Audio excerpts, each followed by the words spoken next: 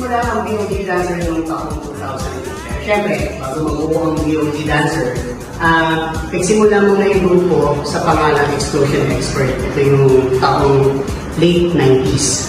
So, siyempre, bago mabuo yan, yung early 2000, yung Explosion Expert is nangarap pumunta ng Japan.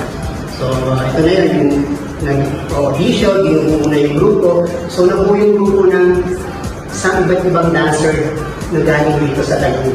So, yung time na yun, nagkasama-sama, sinubukan na bumuo ng panibagong grupo.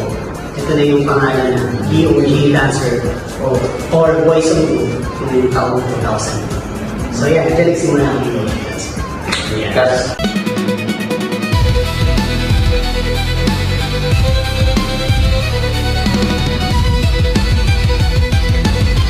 Siyempre po, hindi sa lahat ang BOG Dancers po ay nagpapasalamat sa Panginoon at nagkasama-sama kami muli pagkatapos ng ilang taon po at makakabalik kami sa entablado para magpakita muli ng aming talento. At siyempre, buong puso kami nagpapasalamat sa mga pamilya namin na sumusuporta po. At muli kami mapapanood sa entablado sa darating po na January 24. At siyempre, ang buong grupo po namin nagpapasalamat sa ating mga organizer, Street Master Crew, sa RPM Production at sa United Decade Dancer of the Philippines. No? Maraming salamat po.